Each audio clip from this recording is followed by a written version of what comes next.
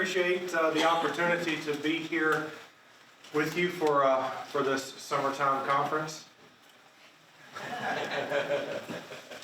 And I'll have to admit, when I got the call, I guess sometime in the winter or last fall from Pastor Peterson, I wondered what was up. I didn't know, it was a little early for April Fools, but and I had no idea of what my topic was going to be, or really what necessarily I had to offer. And he was trying to be helpful and faithful and said, well, what are you writing about for your doctorate? And I told him with great enthusiasm what I was working on for my doctorate. And he said, well, that's dumb. You need to choose something else. So that really got me thinking. We talked for a while on the phone. And, as Lutherans, we are really, really good with our doctrine of justification. We're really good with our solas, as we should be. We're saved by grace alone, through faith alone, in Jesus Christ alone, of course, found in the Scriptures alone. Our preaching and teaching all hang from this truth, as it should. But when it comes to sanctification, maybe we're not the best. Because when we start talking about sanctification, or we start talking about the work of the Spirit, sometimes we can kind of maybe slip into charismaticism, or worry that we're going to slip into charismaticism. So we just leave that off to the side. So there's confusion there. Although, we will confess that justification and sanctification are not to be separated, that they go hand in hand. But when it comes to the definition of it, we kind of move away or start sounding like the Methodists or the Baptists. We were emailed an article, I guess, or a blog recently that had some of that kind of talk. We know the Spirit works through the Word, but that's the normal stuff. Let's talk about these Spirit sightings. And it sounds kind of strange, and it is kind of strange, especially to come from Lutherans. Now, many of you, probably most of you, don't know my background. And I'll admit again that I'm here as the token St. Louis guy. I guess I'm kind of Elijah in the cave amongst all of you Fort Wayne people.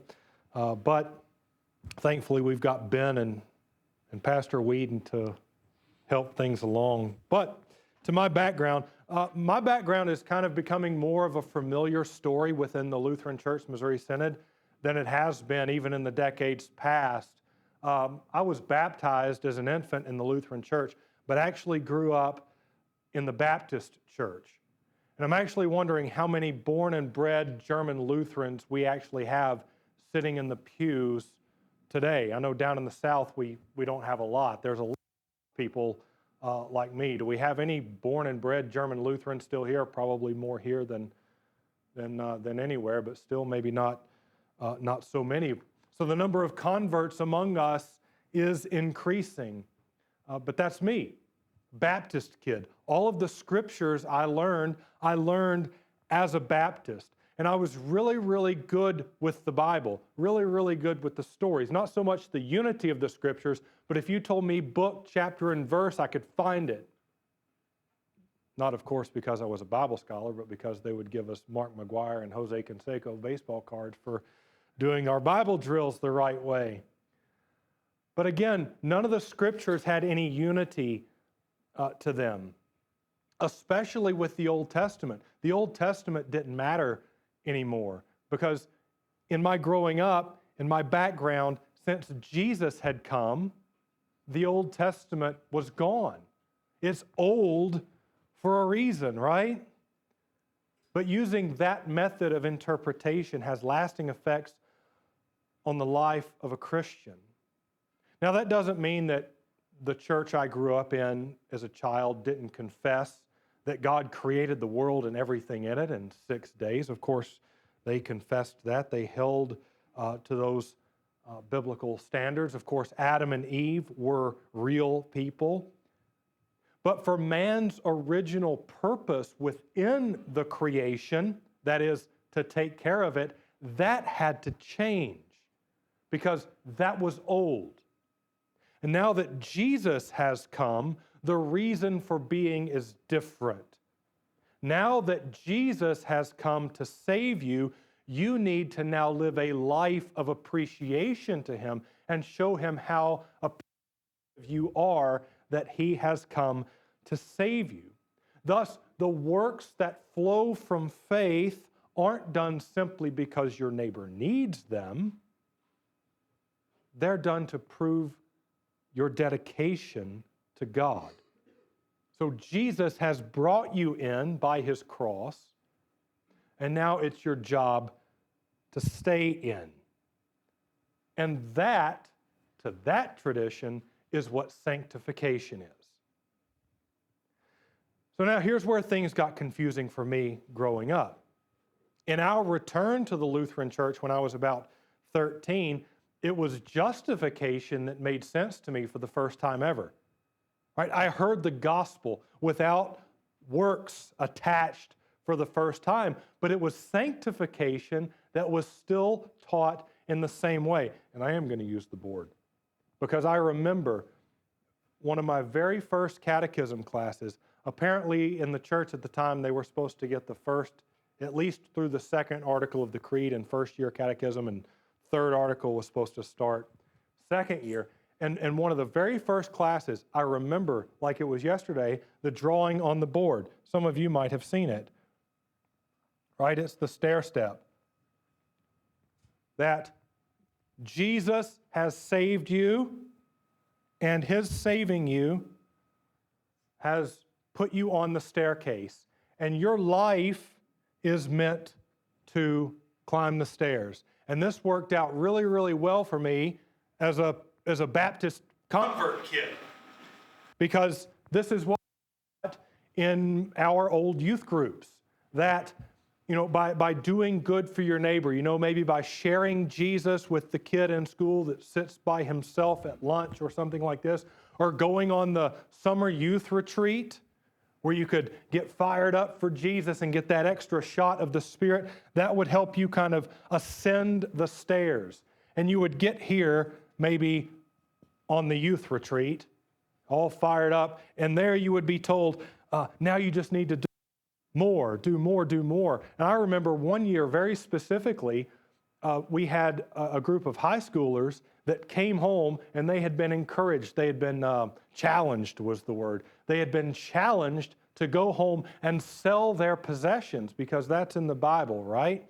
So they went home and they sold their cars. And they said, we don't need cars. We can walk and ride our bicycles everywhere. Now, this is Cullman, Alabama. You can ride your bicycles everywhere, but still they're kind of missing the point. But they were essentially told that if they would do this, they would be here now in their life of sanctification, while, I'm still stuck down here. Sanctification was my work. However, again, in the Lutheran Church, I was given this same image. So I was kind of excited. I could still kind of jive with the Baptists, could still go to youth group with my friends and could get along theologically. The difference was in the Lutheran Church, there was always the disclaimer. You're on this stair step, but remember, these works don't save you, but you still have the responsibility to climb the ladder. So at this point, 13, 14 years old, the only noticeable difference for me in the Lutheran Church was that we had justification and the sacrament of the altar. Worship was a little more reverent. Everything else was basically the same. Maybe this is just part of being Lutheran in the South, and you don't hear a lot of this in the Midwest, this confusion over sanctification. But this is not the way the Scriptures present sanctification at all. And if we're to be confessors of the faith and to especially meet the challenges that we're being faced with in our world today, I believe that we need to reclaim this doctrine of sanctification and to see how it actually, truly plays out in our lives. So first of all, what does the word actually mean, to sanctify? Well, it means to be made holy. Well, that's all well and good, but that's a loaded term, right? To be made holy, or to be set apart. And now we're getting somewhere. So in order to make the point, let's go back to the beginning. Let's go back to the old, because it does matter. And from the beginning, we will see that all the way through the scriptures, God is constantly sanctifying, constantly making holy, and setting things apart, and that the work doesn't lie with man at all. It is truly passive, outside of us. The Apostle Paul confesses in 1 Corinthians chapter 6, verse 11, you were washed, you were sanctified, you were justified in the name of our Lord Jesus Christ and by the Spirit of our God. So from the beginning, consider creation itself. Of all the billions of stars, galaxies, planets, and everything else that's created out there, it is this place, Earth, that God set apart for life. And He created the animals, all the way from the creepy crawlies to the beasts of the field and the birds of the heavens. But then from all the things that He created, He set apart another creature from the rest of everything that had come before. The highlight of His creation, made in His image, and He called him man. And then within this earth that He appointed for life, He created a place for that man, a place where God would walk in the cool of the day with this man, this garden called Eden. So in that garden, He took the set-apart man and placed him in this set-apart garden. That set-apart garden, He set apart one specific tree and appointed that tree for life. Of course, you know how this goes. God's set-apart people typically don't go for what's set apart for good and instead turn to what they want. And we'll see some more of that later. And as a result of that first sin, corruption increased upon the earth, so God came to destroy it. And how did the corruption come about? What are we told in the scriptures? We're told that the sons of God, the sons of the promise, rejected their set-apartness by God. They instead went into the daughters of men, the daughters of Cain, and conceived children by them. We'll see this play out more later as well. But notice that God doesn't destroy everything in His creation.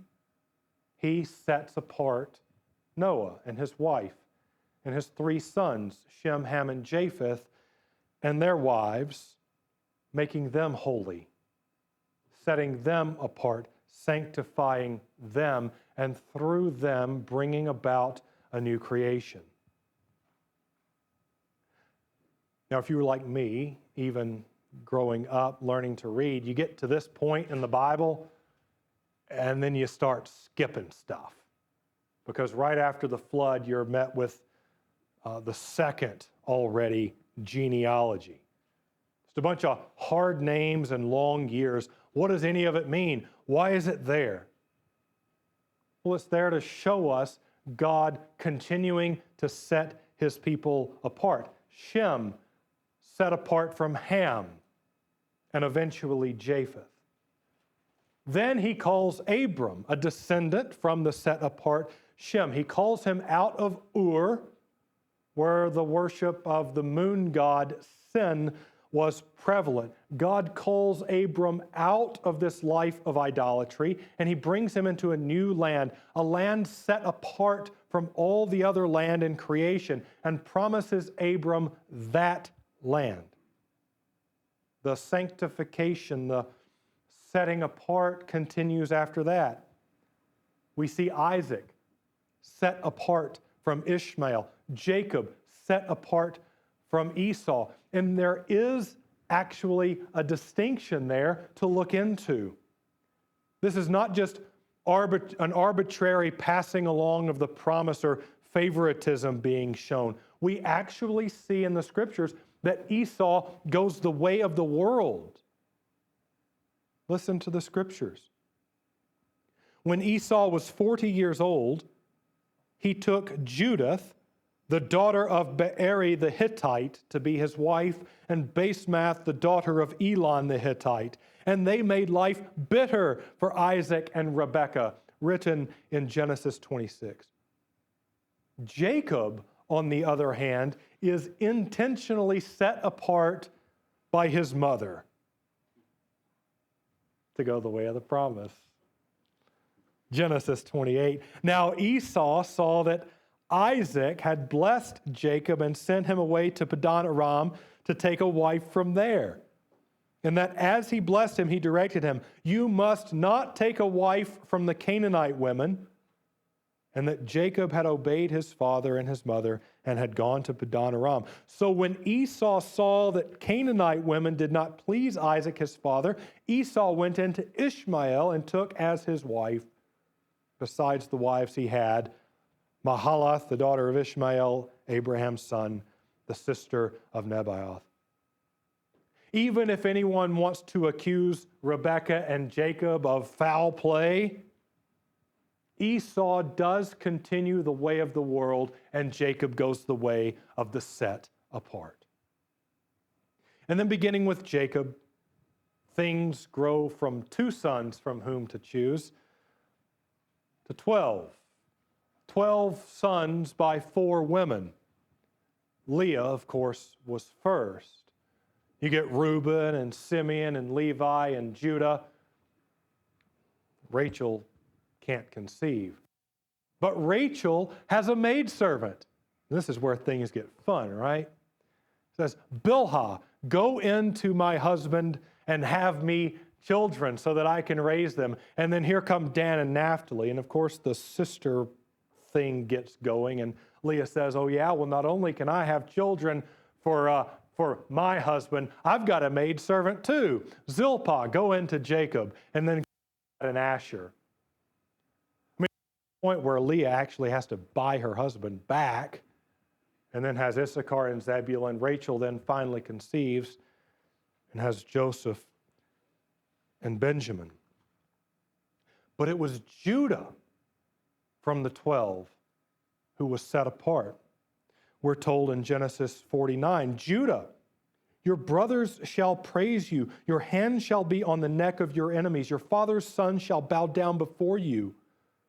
Judah is a lion's cub. From the prey, my son, you have gone up. He stooped down. He crouched as a lion and as a lioness. Who dares rouse him? The scepter shall not depart from Judah, nor the ruler's staff from between his feet until tribute comes to him. And to him shall be the obedience of the peoples. Binding his foal to the vine and his donkey's colt to the choice vine, he has washed his garments in wine and his vesture in the blood of grapes. His eyes are darker than wine and his teeth whiter than milk." Abraham and Sarah had first been promised it. Kings shall come from. Now of Abraham, Judah was set apart from the rest to carry on the promise. And again, we'll see that the brothers, Judah's brothers, all go eventually the way of the world. Then in the Scriptures, we see God's people enslaved in a place not their own for 400 years. But notice the language that God uses as his set-apart Savior Moses approaches Pharaoh during the plagues. Exodus 8, Then the Lord said to Moses, "Rise up early in the morning and present yourself to Pharaoh as he goes out to the water, and say to him, 'Thus says the Lord, let my people go that they may serve me, or else if you will not let my people go, behold, I will send swarms of flies on you and your servants and your people and into your houses. And the houses of the Egyptians shall be filled with swarms of flies, and also the ground on which they stand. But on that day I will set apart the land of Goshen where my people dwell, so that no swarms of flies shall be there, that you may know that I am the Lord in the midst of the earth. Thus I will put a division between my people and your people.'" And in every plague from that point forward, Israel is set apart from Egypt. Darkness in Egypt, light in Goshen. And then the 10th plague, we see this set apartness even more. This 10th plague, there's deep preparation involved. God was making sure that there would be no consideration that any of this was a coincidence, that these things were happening to Egypt and not to Israel. It would be by the blood of the Lamb put on the doorposts and the lintel that God would see that blood and pass over his people. God is very clear with his instructions. This meal was to be a set-apart meal for his set-apart people, written in Exodus chapter 12. "And the Lord said to Moses and Aaron, 'This is the statute of the Passover. No foreigner shall eat of it. But every slave that is bought for money may eat of it after you have circumcised him. No foreigner or hired worker may eat of it. It shall be eaten in one house. You shall not take any of the flesh outside of the house, and you shall not break any of its bones. All the congregation of Israel shall keep it. If a stranger shall sojourn with you and would keep the Passover of the Lord, let all his males be circumcised. Then he may come near and keep it. He shall be as a native of the land, but no uncircumcised person shall eat of it. There shall be one law for the native and for the stranger who sojourns among you.'" And finally, God did very visually, just like he had done with the plagues, setting apart his people one final time from Egypt. It was as the Red Sea was set apart, one side from the other, that God's people walked through on dry ground, making it safely to the other side, while the Egyptians drowned in the rushing waters.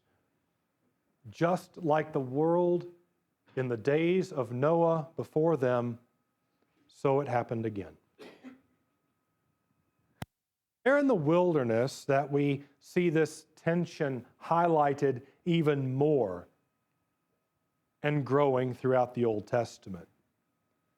God had set his people apart by the blood of the Passover lamb and through the waters of the Red Sea. He had fulfilled his promise to them all the way down to the last letter to Abraham. He had told Abraham back in Genesis 15 that they would be in a land not their own for 400 years. But God's word came to pass. Now, while I don't want to let Israel completely off the hook for their grumbling, I do want to show you one of the things that I call the deep tracks of the Scriptures.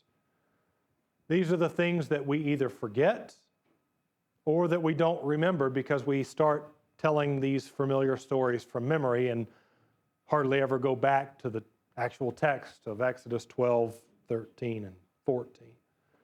And again, I'm not looking to excuse Israel here, but the Scriptures might actually be hinting to us the source of the grumblings with which they grumbled.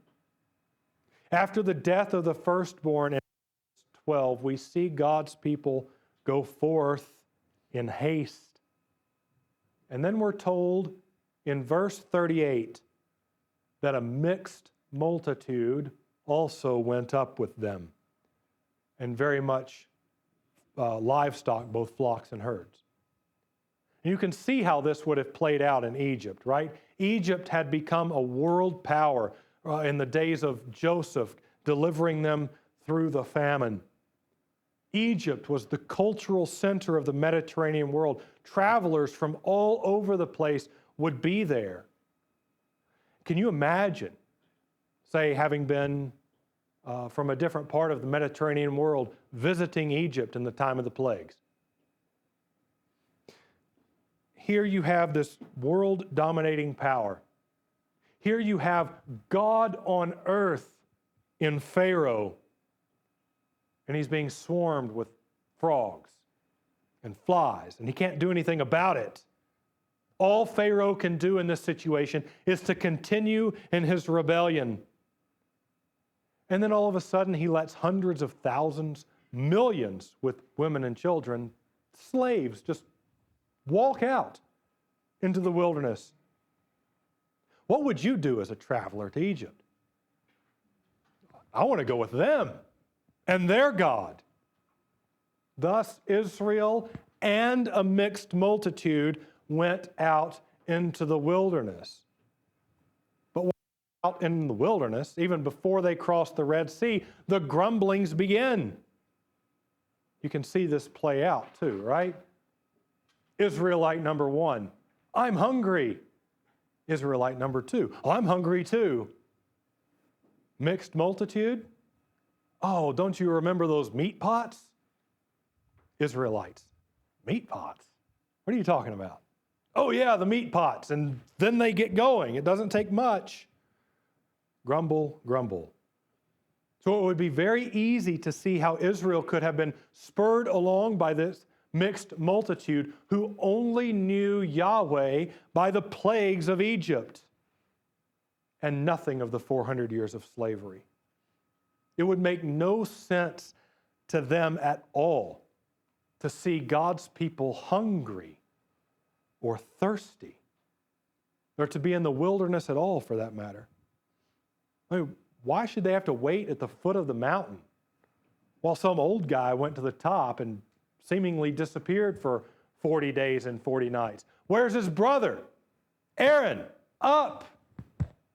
Make for us the true God who brought us out of Egypt, this golden calf. I mean, you never know. It could have been 400 years before they had heard from God again. So they follow. God's people would rebel against their set-apart status from then on, even as they entered into this land promised to Abraham, to Isaac, and to Jacob. They were told, they were commanded to eliminate all the inhabitants of the land. These are sons of Ham, by the way. The genealogies are important. Sons of the curse. This was not to be the land of the curse. Instead, it was the land of the promise, set apart for the set apart. But God's people intermingled and intermarried with them instead. The sons of God saw that the daughters of man were attractive. Written in Judges chapter 1, Manasseh did not drive out the inhabitants of Beit Shean and its villages, or Taanach and its villages, or the inhabitants of Dor and its villages, or the inhabitants of Ibleam and its villages, or the inhabitants of Megiddo and its villages. For the Canaanites persisted in dwelling in the land. When Israel grew strong, they put the Canaanites to forced labor, but did not drive them out completely. And Ephraim did not drive out the Canaanites who lived in Gezer, so the Canaanites lived in Gezer among them. I speak Southern Hebrew, by the way. But this carried on throughout all the tribes. Not one tribe completed the conquest as God had commanded. Not one brother remained entirely set apart. And you would think if anybody should know the result of putting people to forced labor, it would have been Israel. But no. The ways of the world were too tempting. And Dan, perhaps, is the worst offender of all. Written in Joshua 19, Dan was supposed to inherit, I'm going to draw again. Dan was supposed to inherit the land of the Philistines. They get the beach. Who doesn't want the beach? But the Philistines were a little too intimidating for them, so they completely rejected their inheritance and went all the way north. That's why you have Dan, the city, in the north, and Dan, the tribe, in the south. This city, this area, by the way, would become a great center of idolatry in the New Testament, known as Caesarea Philippi. Great idolatry there. But Dan doesn't want his set-apart place. He rebels against it, going someplace completely different.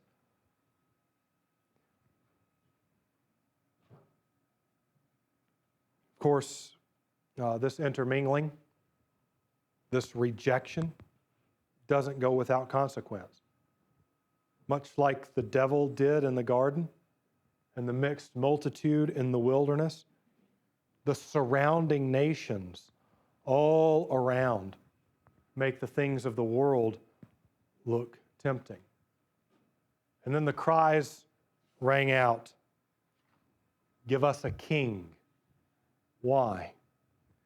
That we might be like them.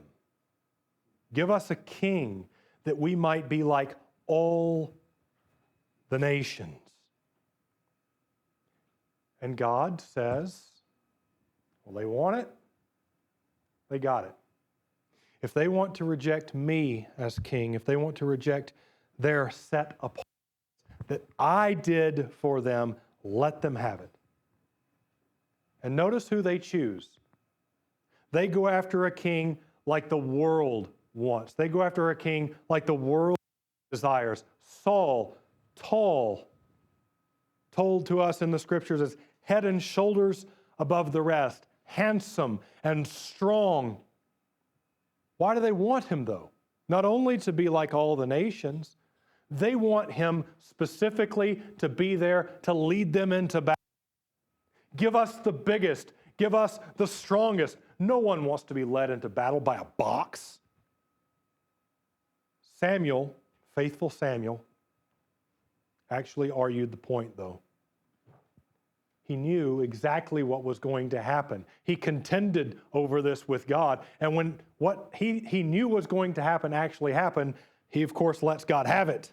I told you this was going to happen. Why did you let them do this? Saul, even though head and shoulders above the rest, the strongest, he proved to be unfaithful and paranoid and a coward.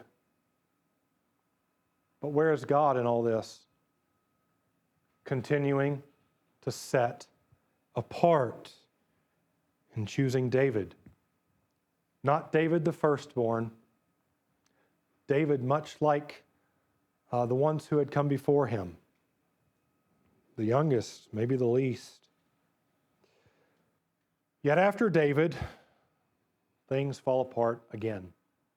Even Solomon, the wisest of the wise, departed from the word, which was his source of wisdom. Why? To be like the nations. Kingdom expansion. And what did he do?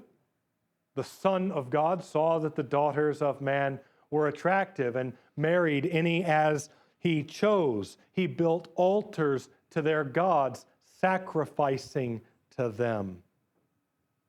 The kingdom splits. What was once the unified people of God in a set-apart land promised to Abraham, to Isaac, and Jacob, were now set apart from one another. North from south. And it's always the North's fault. Just in case you needed to know. As a result, Babylon comes knocking at the door because Judah, faithful Judah, even went the way of the north as well. Jeroboam's golden calves, the prosperity that the world could offer was just too much. But when Babylon comes, what had been completely set apart was no longer. No temple, no land, no real identity anymore. That is, except Daniel, Shadrach, Meshach, and Abednego. Even in a foreign land, my map doesn't go this far, but even in a foreign land, they continued to see themselves as the sanctified of God. And not because of what they had done, but because who God had made them. For Daniel, for Shadrach, for Meshach, and for Abednego, there was no bowing the knee to Nebuchadnezzar's golden image, furnace, or lion's den. There was no fear. And even in those stories, these are these minor details that we need not forget. They're so important when we're talking about God's people being set apart. Notice in the story of Shadrach, Meshach, and Abednego, what happens to them? The furnace is heated, 7 times hotter than it ever is? They are bound and thrown into the furnace. And what is their end? Up, unbound, walking around with a fourth, one like a son of the gods, it is said. But even the men who bound them and threw them into the furnace, they could not withstand the heat, you see. God's sanctified, God's set apart, unbound, walking, the ones of the world perish in the flames. Now, upon the return to the land in the days of Cyrus the Persian, that's when things can get a little more interesting. The likes of Ezra and Nehemiah were driving the reconstruction of the temple and the city walls, respectively. But what they saw out of the people was troubling. Again, you'd think that God's people would learn after a while. I don't know why we would. We don't. But as soon as they get back, those pesky Samaritans, right? The Samaritans, the ones who of the north who had intermarried with the Assyrians and the other people put into the land during the Assyrian exile. Go up. Hey, what you got going on here? Can we help? And the answer should have been, no, go away. But God's people don't learn. As had happened already before, the sons of God saw that the daughters of man were attractive, and they married, took as wives any as they chose, even against Ezra and Nehemiah. Warnings written in Ezra chapter 9. After these things had been done, the officials approached me and said, the people of Israel and the priests and the Levites have not done what? They have not separated themselves from the peoples of the lands and their abominations, from the Hittites, the Perizzites, the Jebusites, the Ammonites, the Moabites, the Egyptians, and the Amorites. People who shouldn't have been around in the first place, had God's people been faithful after the days of Joshua. For they have taken some of their daughters to be wives for themselves and for their sons, so that the holy race has mixed itself with the peoples of the lands. And in this faithlessness, the hand of the officials of the chief men has been foremost. Now, it's interesting. If you have a look at the book of Ezra and get all the way to the end, Ezra actually documents all those guilty. Imagine having been guilty and your name's forever written in the scriptures for having been guilty. These people didn't learn. Nehemiah doesn't pull any punches either, literally. In addition to intermarriage, he also confronted them about not keeping the Sabbath day holy, set apart, which we'll get into later. This is another good section. I bring this up when we talk about about church discipline and tell people that it could be worse, right? Written in Nehemiah, as soon as it began to grow dark at the gates of Jerusalem before the Sabbath, I commanded that the doors be shut and gave orders that they should not be opened until after the Sabbath. And I stationed some of my servants at the gates that no load might be brought in on the Sabbath day. Then the merchants and the sellers of all kinds of wares lodged outside Jerusalem once or twice. But I warned them, and I said to them, why do you lodge outside the wall? If you do it again, I'm going to lay hands on you. It's a good pastoral approach. It's what we learn at St. Louis, by the way. From that time on, they did not come on the Sabbath. Then I commanded the Levites that they should purify themselves and come and guard the gates to keep the Sabbath day holy. Remember this also in my favor, O my God, and spare me according to the greatness of your steadfast love. In those days also I saw the Jews who had married the women of Ashdod, we're talking Philistines here, Ammon and Moab, and half of their children spoke the language of Ashdod. They're little Philistines. They could not speak the language of Judah. We'll talk about this later. This is very important. But only the language of each people. And I confronted them. This is excellent. Have y'all read Nehemiah lately? This is fantastic. So Nehemiah, faithful Nehemiah,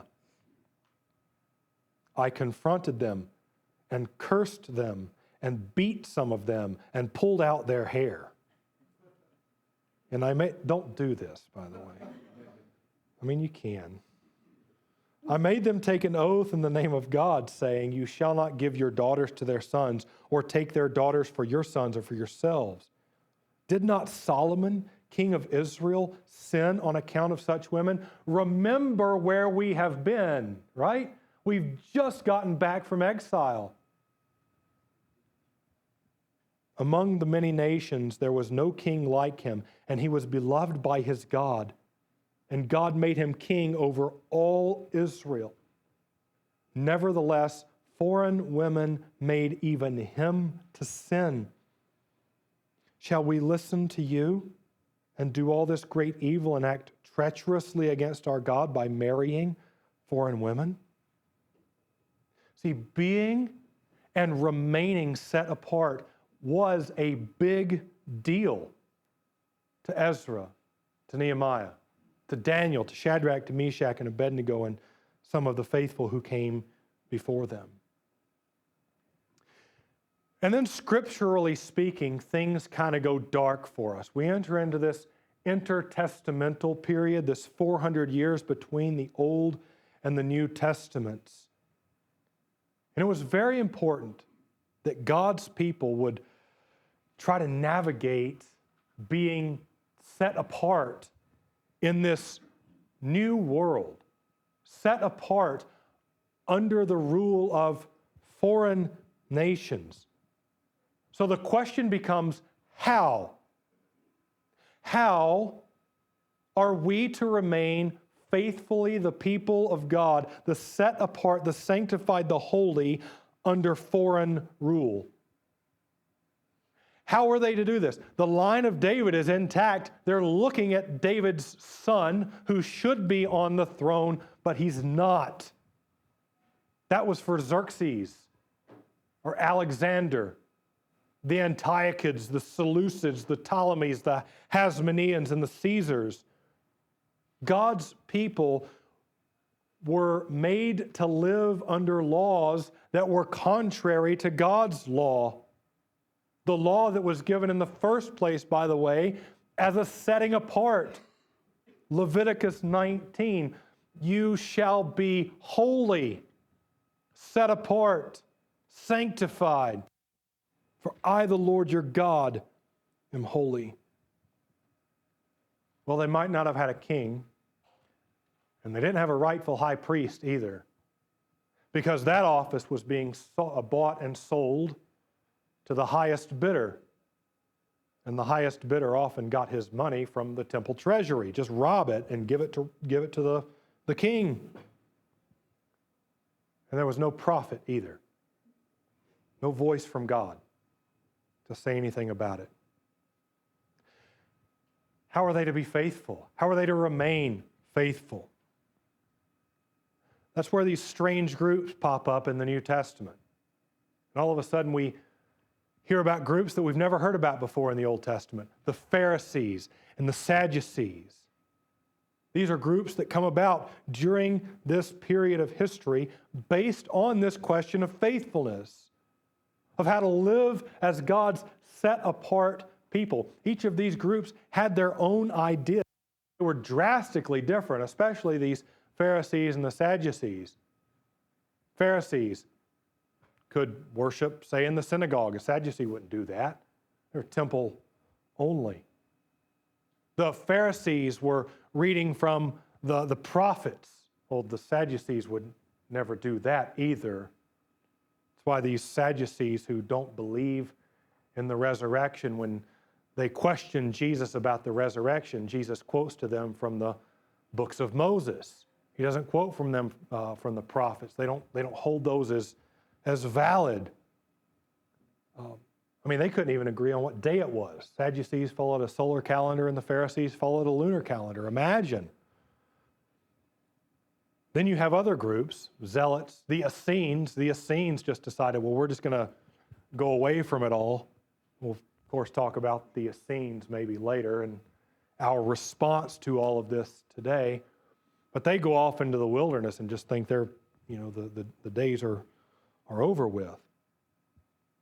But this tension that is highlighted with the Pharisees and the Sadducees are going to kind of get us into tomorrow.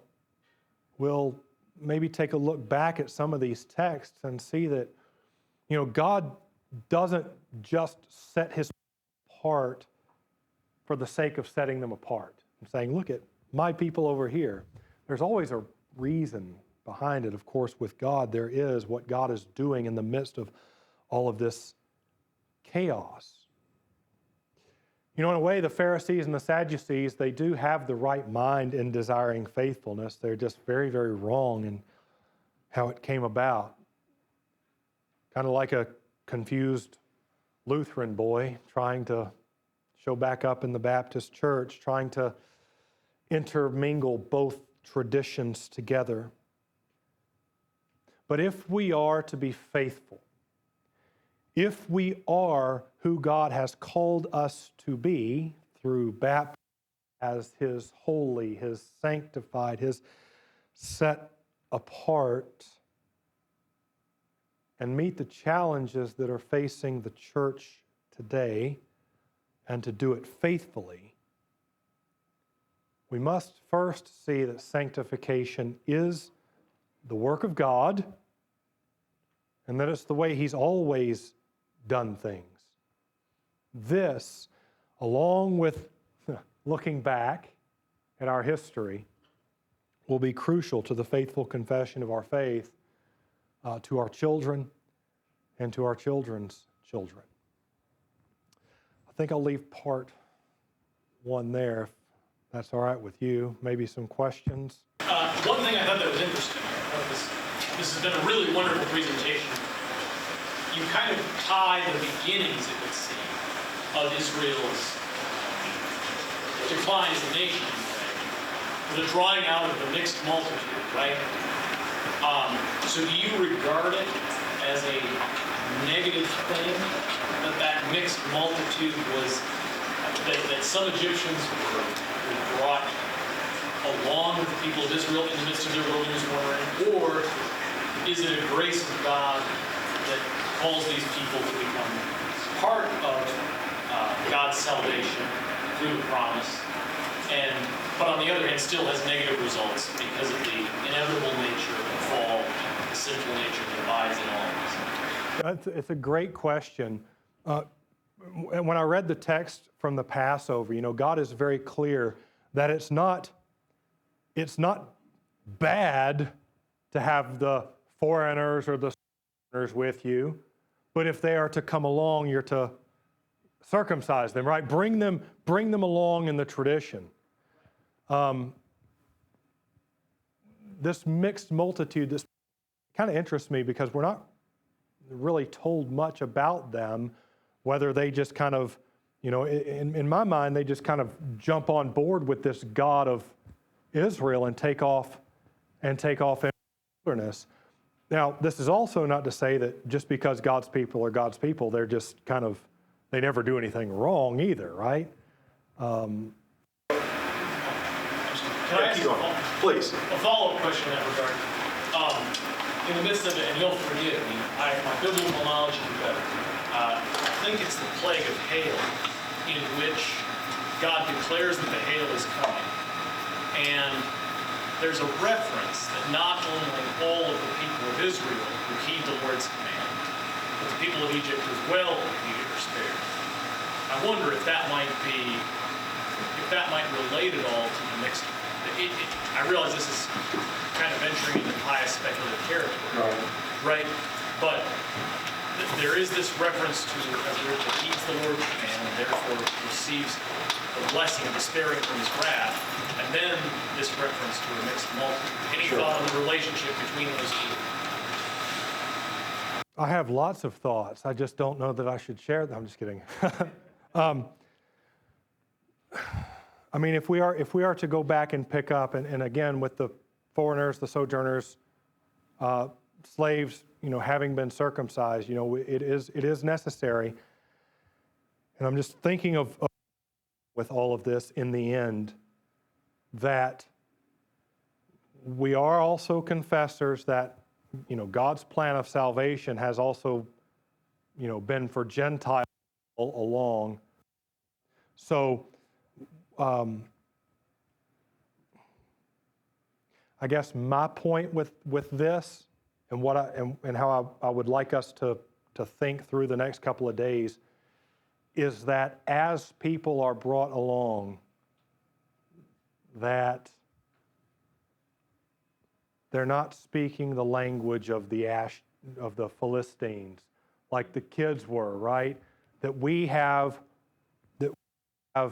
a language, we have a culture, and it's not this. It's, it's the set apart stuff. The balance that I struggle with this and talking about this, especially publicly, is I think there's a fine line where you can start to be very Pharisaical. If we're going to put ourselves back on the stairs, almost like I'm up here and little old you's down here, like we're set apart. We're set apart more, kind of, and we don't necessarily need to be there either.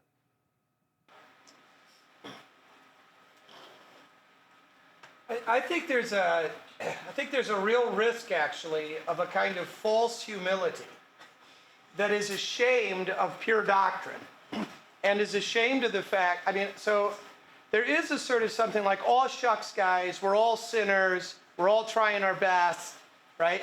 And I think that's part of the problem with the mixed multitude, is that we're becoming corrupted by this in many ways, and we don't just want to say, look, you got to get circumcised. Right. There's a cost to this, and you don't get to choose which parts of this apply and which parts don't. There's a humility that's required to submit, right? That the fear of the Lord is the beginning of wisdom, right? And apart from the fear of the Lord, it's not real wisdom. Or apart from the sort of sacrifice of being circumcised and submitting to the dietary regulations and all of, right?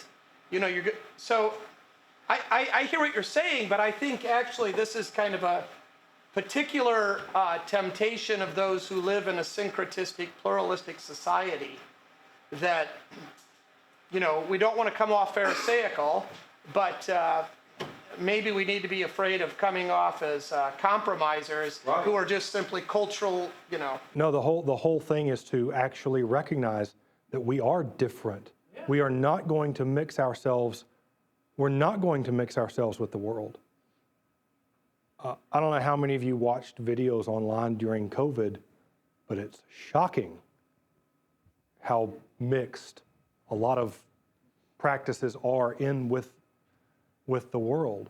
What we allow our young people to be involved in and tolerate, or simply to, and I will get into some of this later, where, you know, we may send our young people out and say, oh, they're catechized too well. You know, we've taught them the truth. We do the truth the right way here. They won't fall for any of this stuff. Like, yeah, they will.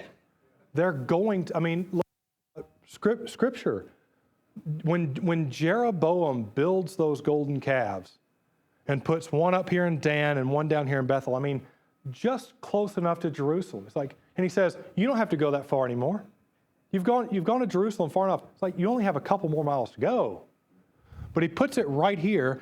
And after these golden calves are made, it is word for word the same thing said in the wilderness at Mount Sinai. Behold your gods, O Israel, who brought you up out of the land of Egypt. Word for word. And nobody says, I think we've been there before.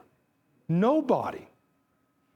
And there's not, you look at all the list of kings in the northern kingdom, there's not one righteous. Not a single one. And so to have this maybe arrogance about us, like we're not going to, oh, we won't be like them. Yeah, we will, and we are in a lot more than you think. You know, I think some of this too is difficult, because if we were able to simply have conversations about this, and to you make a point and I make a point, it would be a lot different. But you know, the way things are today, you get something out there like, can you believe him? We can't even have a about it. You know, this is my confession. This is what I'm saying. You make your confession, and let's.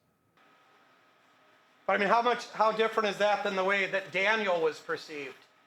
I mean, you know, this is the kind of humility that I think precisely we're lacking, is that we're so afraid of the opinions of our neighbors that we soft sell and we try to pretend like, oh no, we're not Ned Flanders. We're not these sorts of characters. And you know, it actually ends up, well, first of all, it doesn't work. I mean, if that mattered, but it's also just, it's not arrogant to say, this is what the Bible says. There's only one God. There's only one way to heaven, you know, and I think, I mean, I'm hearing you talk about this mixed thing, and all I can think is we have to have Lutheran schools, right? We can't let our sons. You're getting into Wednesday. Yeah, we can't. Don't spoil Wednesday. So, anyway. I'm showing editor favoritism. Sorry, Ed. Well, we're loud.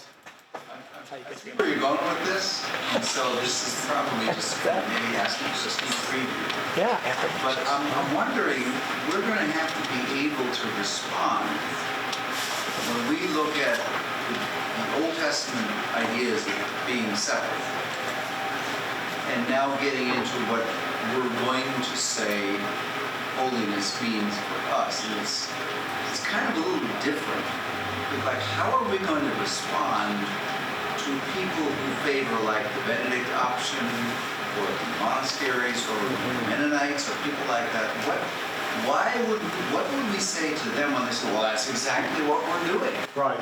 And I'll get into this later, but Paul say, you know, I'm not saying about the godly people of the world, or else you'd have to go out of the world. And we're not necessarily called to do that, right? We have the commission to go and make disciples of all nations. If we're just kind of withdrawn on somebody's farm, we've accomplished the mission. And it's unfaithfulness. I don't know how much of this I will get into in the third part. When I've talked about this to people before, I've often kind of used the image of war or of a battle. Sometimes Pickett's charge, for example, sometimes it's not worth it anymore to just keep sending guys through the field.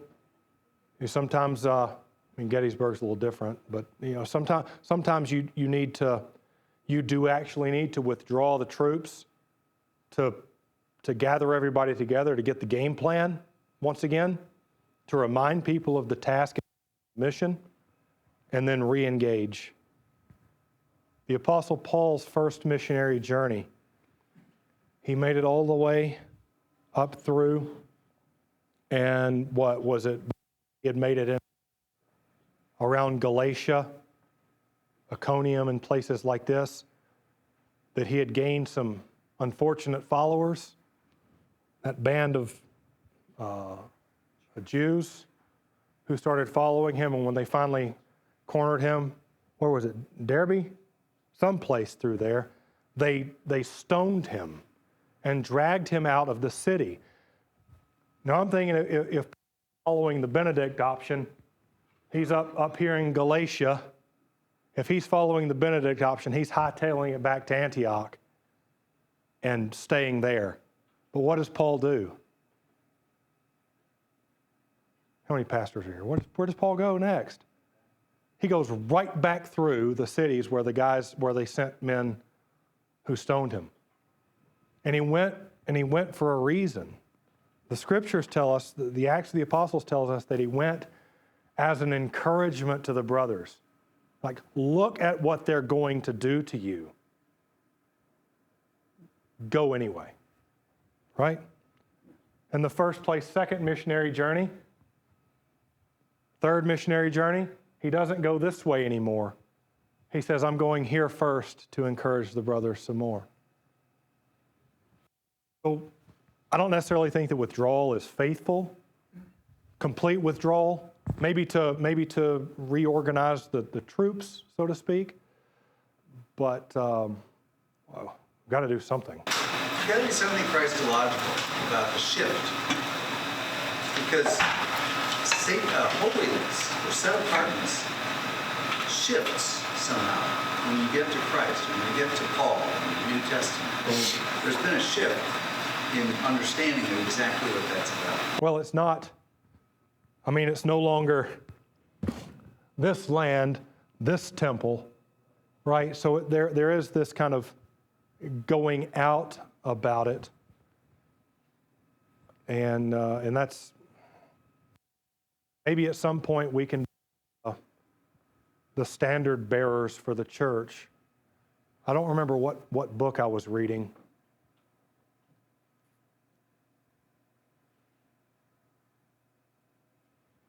I'll remember it later. But there was just a small comment about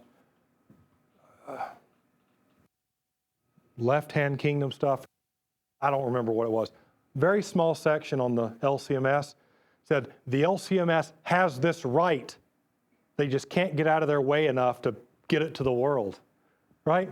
Like I'm not saying we shouldn't, We need to. Go ahead. Yeah, when you were talking about the mission to the Gentiles, even in the Old Testament, it's so easy for us to overlook it because when Gentiles come into Israel, they stop being Gentiles. Right.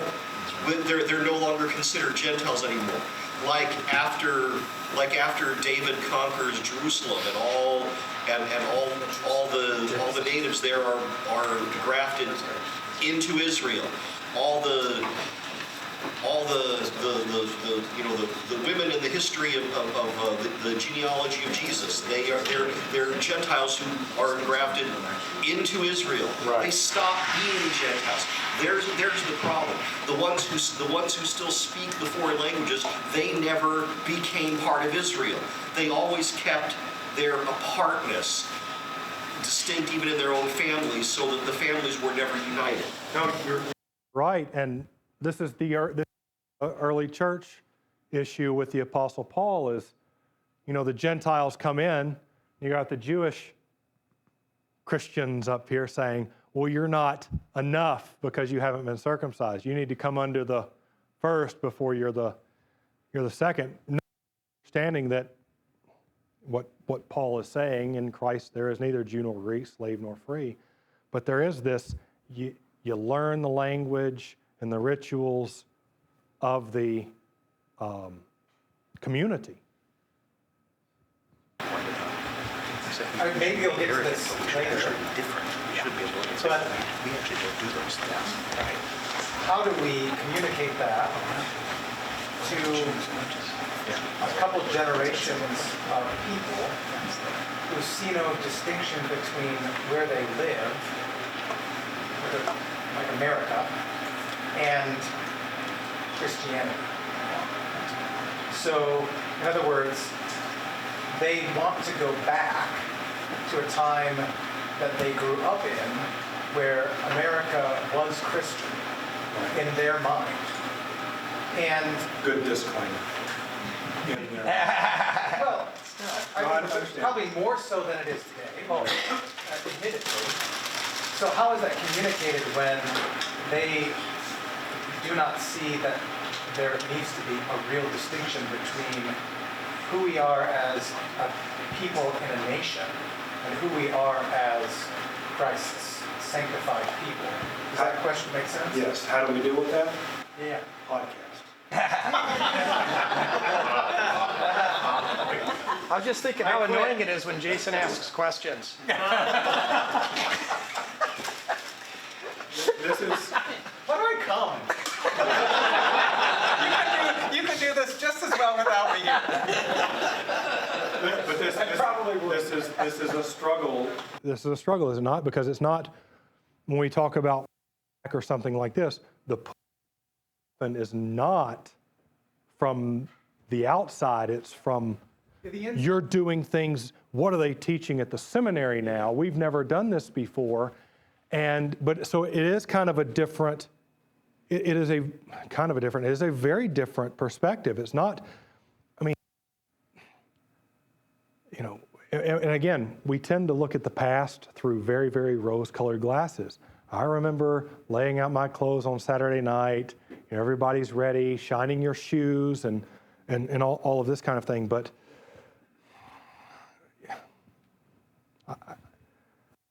I have to wonder what is the actual truth? How much